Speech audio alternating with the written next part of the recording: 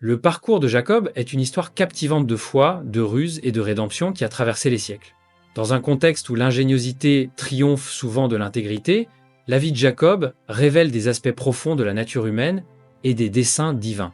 Vous êtes-vous déjà demandé comment Dieu peut se servir d'individus imparfaits pour accomplir ses desseins? Préparez-vous à une narration qui remettra en question vos conceptions de la justice et de la miséricorde alors que nous explorons la surprenante fondation d'une nation élue. Dans Genèse 25, 20 et 1, nous faisons la connaissance d'Isaac et de Rebecca, un couple dévoué confronté à l'infertilité, une condition considérée comme une malédiction à l'époque antique. À 60 ans, Isaac implora ardemment le Seigneur pour recevoir la bénédiction d'un héritier qui accomplirait la promesse faite à Abraham. Dieu exauça ses prières et accorda à Rebecca la grâce de concevoir, même après 20 longues années sans enfant.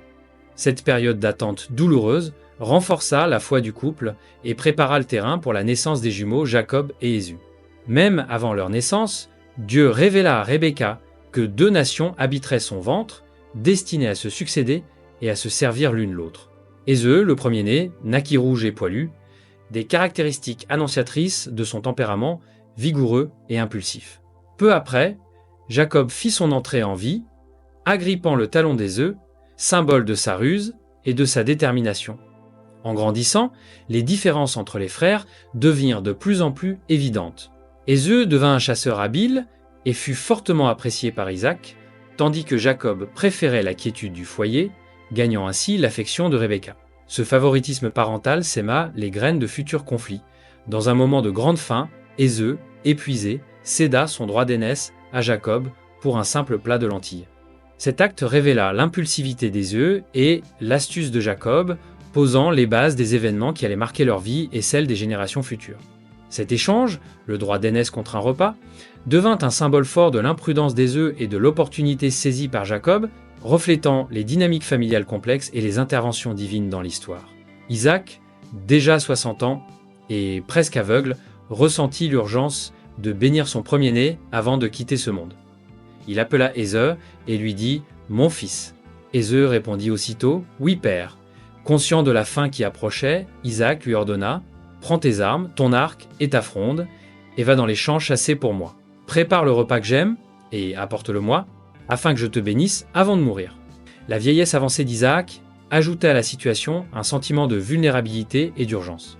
Il désirait remplir son devoir paternel, mais déjà 10 ans s'étaient écoulés depuis que Ésaü avait vendu son droit d'aînesse pour un plat de lentilles. Être Isaac ignorait-il l'entente conclue entre les frères, ou la considérait-il comme nulle, mais son intention de bénir Ésaü déclencha une série d'événements qui allaient changer à jamais le destin familial. Alors qu'Ésaü se dirigeait vers le champ, Rebecca, attentive aux propos d'Isaac, saisit l'opportunité d'assurer la bénédiction pour Jacob.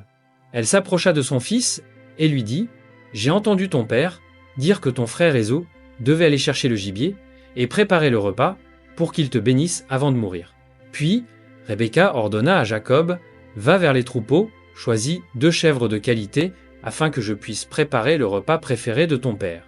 Apporte-lui ensuite ce plat et il te bénira avant de partir. » Jacob hésita, inquiet de la réaction d'Isaac s'il découvrait ça déguisement. « Mais, mère, Ésaü est un homme poilu. Et moi, je suis à la police. Que se passera-t-il si mon père me touche? J'ai peur qu'au lieu d'une bénédiction, une malédiction ne me soit infligée. » Rebecca le rassura en disant « Qu'il en soit ainsi, que la malédiction retombe sur moi. Fais donc ce que je te commande. » Ainsi, Jacob obéit, allant chercher les chèvres pendant que Rebecca préparait le repas. Elle le vêtit des plus beaux atours des œufs et couvrit ses mains et son cou de peau de chèvre, créant ainsi l'apparence convaincante de son frère aîné. Lorsque Jacob s'approcha d'Isaac, qui demeurait confiant, ce dernier lui demanda « Qui es-tu, mon fils ?» Jacob répondit « Je suis Ésaü, ton premier-né. J'ai fait ce que tu m'as demandé. » Isaac, reconnaissant dans la voix de Jacob celle d'Ésaü, mais trompé par ses mains poilues, l'étreignit et le bénit, avec des promesses de prospérité, de domination sur ses frères et de riches bénédictions divines. Ésaü revint du champ, portant à son père Isaac le gibier frais. Affamé et épuisé, il s'exclama « Père, lève-toi et goûte le gibier que j'ai préparé pour que tu me bénisses. » Isaac, maintenant 60 ans et presque aveugle, lui demanda « Qui es-tu, mon fils » Éseu déclara « Je suis ton premier-né, Éseu. » Isaac, voyant bien les mains poilues de Jacob, tout en entendant la voix d'Éseu, crut se trouver en présence de son premier-né, et bénit Jacob, proclamant la prospérité et la direction parmi ses frères. En entendant cela, Éseu fut dévasté, et implora « Père, pardonne-moi, s'il te plaît, bénis-moi aussi. » Isaac, le cœur attristé, expliqua alors « Ton frère m'a trompé et a accaparé la bénédiction qui t'était destinée. » Désemparé et rempli d'amertume, Éseu envisagea de se venger de Jacob en disant « Les jours de deuil pour mon père approchent, et je tuerai Jacob. » Cette menace mit Jacob en danger immédiat, l'obligeant à agir promptement pour se protéger. Lorsque Rebecca apprit les intentions d'Éseu, elle agissait sans tarder pour sauver son fils. Elle appela Jacob et lui dit « Éseu prévoit de te tuer. Fuis immédiatement vers Haran chez ton oncle Laban.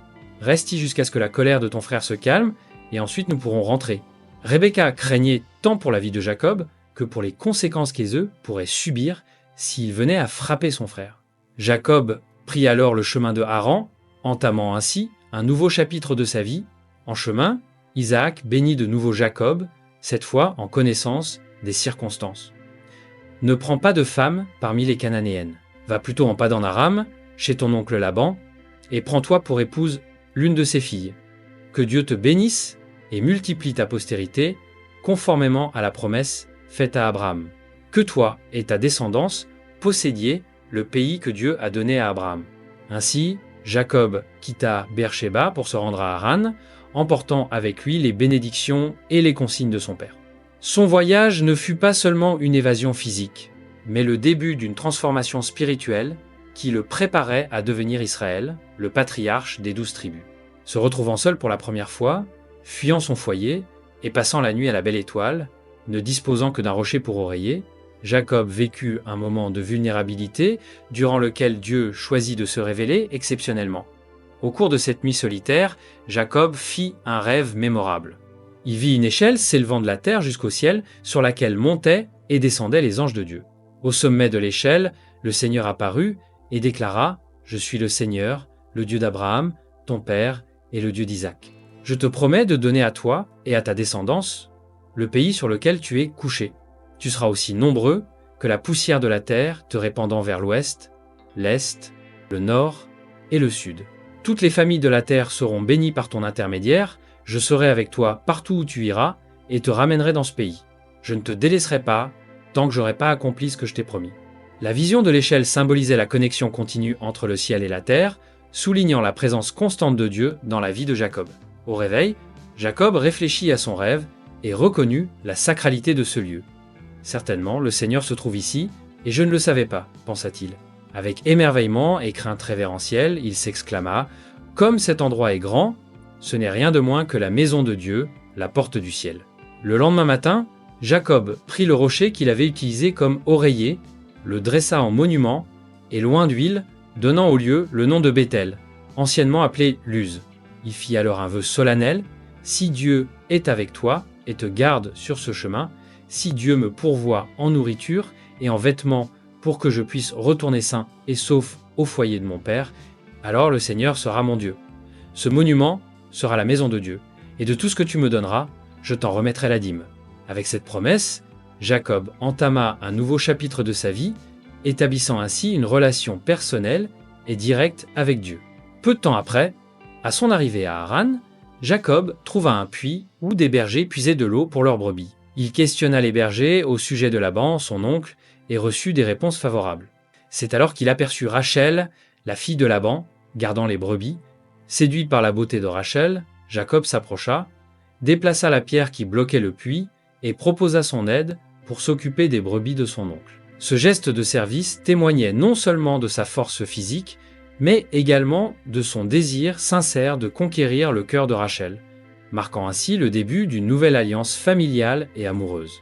Les 7 années de labeur de Jacob représentaient une ironie par rapport à sa situation passée.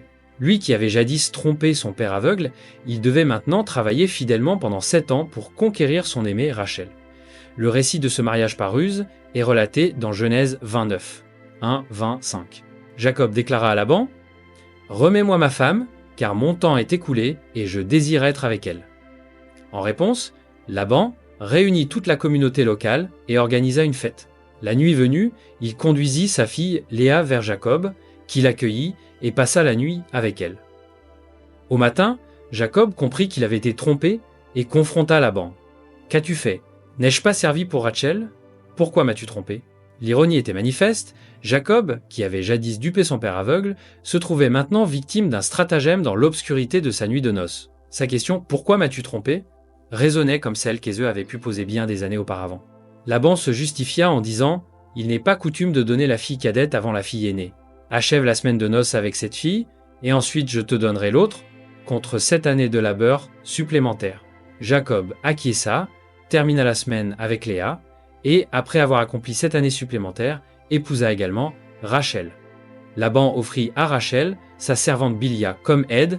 Jacob aimait Rachel davantage que Léa, ce qui engendra des tensions et rivalités futures.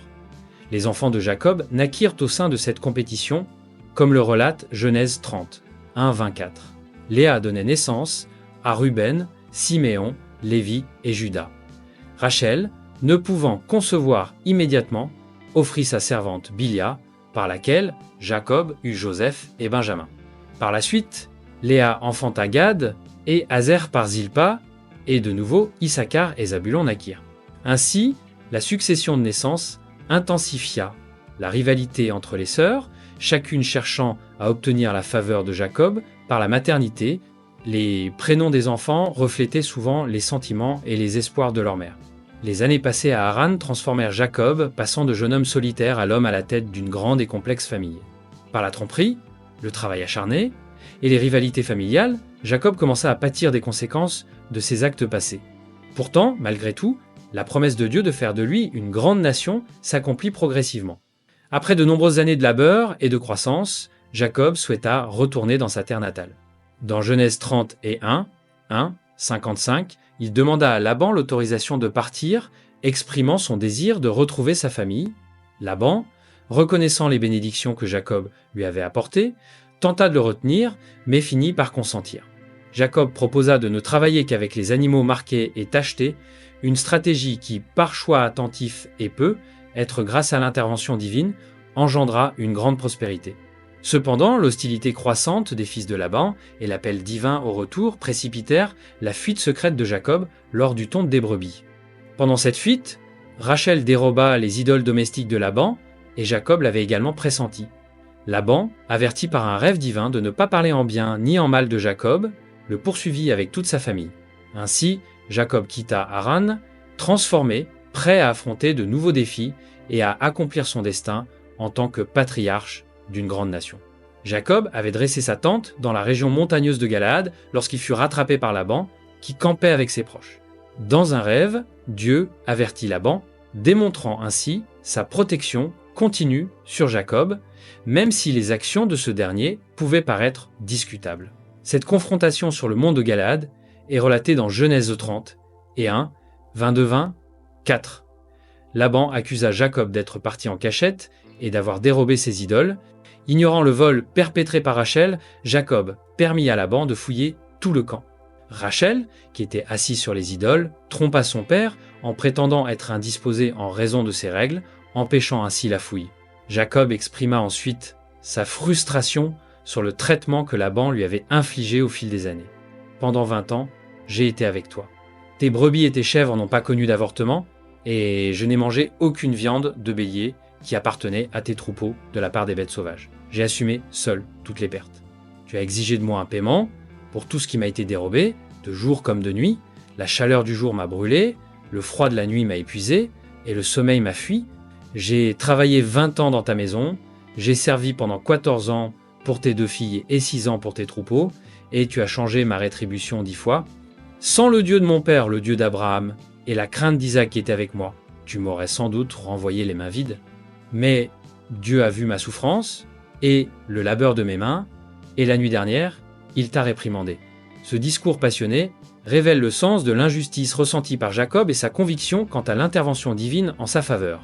L'alliance établie entre Jacob et Laban fut scellée dans Genèse 30 et 35, lorsque tous deux dressèrent un tas de pierres, témoignant de leur pacte de ne pas se nuire mutuellement. Laban appela ce monument Jigar Saaduta en araméen, et Jacob le nomma Galed en hébreu, signifiant tous deux colline témoin. Genèse 31, 55 marque leur séparation définitive. Le lendemain matin, Laban embrassa ses petits-enfants et ses filles, les bénit, et quitta Haran pour regagner son foyer. Par ce dernier adieu se referma un chapitre important de la vie de Jacob. Il quitta Haran non plus en tant que jeune homme isolé, mais en tant que patriarche d'une grande famille prospère. Une brève mention de la rencontre de Jacob avec les anges dans Malachie, Genèse 32, 1-2, souligne la présence continue de Dieu dans sa vie, le préparant aux défis futurs, y compris la réconciliation avec son frère. Jacob fut surpris un jour, lorsqu'en levant les yeux, il aperçut Ésau s'approcher accompagné de 400 hommes. Inquiet, il divisa ses enfants, il plaça d'abord les servantes et leurs enfants, ensuite Léa et ses enfants, puis Rachel avec Joseph à la fin, lui-même prit l'avant et se prosterna 7 fois en s'avançant vers son frère. Cette approche prudente de Jacob, avec ses 7 prosternations, témoignait de sa soumission et de son désir de réconciliation. Pourtant, la réaction d'Ésau surprit tout le monde. Plutôt que de manifester de l'hostilité, Ésau se précipita vers Jacob, l'embrassa, l'entoura de ses bras, et tous deux versèrent des larmes ensemble. Ce moment puissant et inattendu de réconciliation montrait que le temps avait guéri les vieilles blessures. Le dialogue qui suivit révéla la générosité des deux frères.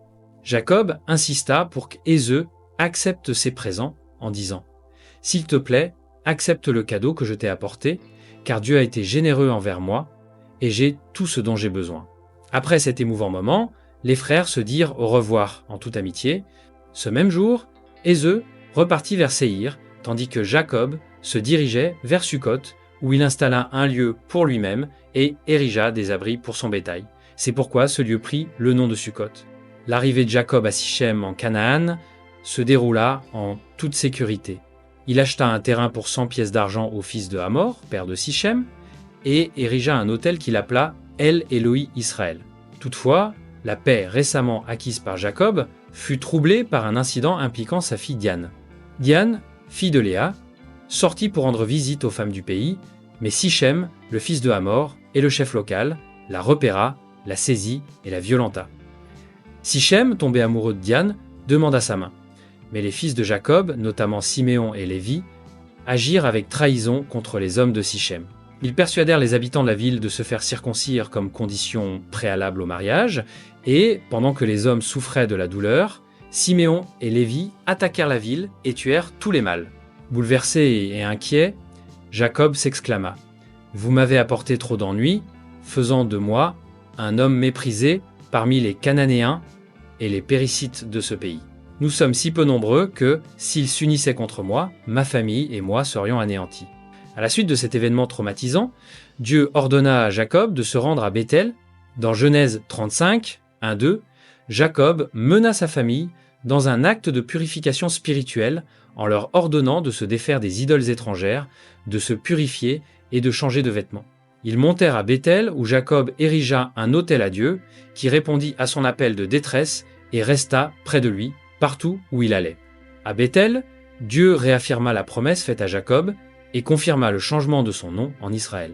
Dans Genèse 35, 10-12, Dieu déclara « Ton nom est Jacob, mais tu ne seras plus appelé Jacob, ton nom sera Israël, car tu as lutté avec Dieu et avec des hommes, et tu as vaincu. » Jacob fut ainsi renommé Israël, symbolisant sa transformation. Dieu promit également d'augmenter sa bénédiction. « Je suis le Dieu Tout-Puissant, sois fécond et multiplie-toi, une nation et un peuple de nations sortiront de toi, et des rois émergeront de ta descendance. Le pays que j'ai donné à Abraham et à Isaac, je te le donne maintenant, à toi et à ta descendance après toi. » Sur le chemin de Béthel à Éphrate, Rachel entra en travail. Dans Genèse 35, 16-20, alors qu'ils étaient encore à une certaine distance d'Éphrate, Rachel commença à accoucher et rencontra de grandes difficultés. La sage-femme lui dit de ne pas se décourager, car elle aurait encore un fils. En donnant naissance à Benjamin, le plus jeune de ses fils, Rachel mourut et fut enterrée sur le chemin d'Éphrate, également appelé Bethléem. Le chapitre se conclut par une dernière épreuve pour Jacob. Dans Genèse 35, 20-26, Ruben, le premier-né de Jacob, commit l'acte d'atteinte avec Bila, la servante de sa mère, et Jacob en fut informé. Cet acte de Ruben provoquerait des conséquences durables sur sa position au sein de la famille et sur son héritage futur. Ainsi, cette période de la vie de Jacob fut marquée d'un côté par la réconciliation et le renouveau spirituel, et de l'autre par des tragédies personnelles et familiales qui continueraient de forger son caractère et l'avenir de sa lignée. Dans Genèse 35, 27-29, Jacob retourna dans la maison de son père Isaac, à Mamré, près de Kiryat-Arba, Hébron, le lieu où avaient vécu Abraham et Isaac. Ce retour acheva le cycle du voyage de Jacob, le ramenant à ses racines. La mort et l'inhumation d'Isaac sont brièvement relatées dans Genèse 35, 28-29, indiquant qu'Isaac vécut 180 ans puis mourut, se joignant ainsi à son peuple vieux et plein d'années. Le parcours de Jacob nous enseigne que, même face aux défis et aux conflits familiaux, la foi et la persévérance peuvent transformer nos vies et réaliser de plus grands desseins. Dieu œuvre à travers nos imperfections, nous guidant vers un destin significatif. Partagez ce contenu avec vos amis et votre famille, afin qu'ils puissent eux aussi bénéficier de ces puissantes leçons. Ensemble, continuons d'explorer les riches vérités des Écritures et découvrons comment elles peuvent transformer nos vies aujourd'hui.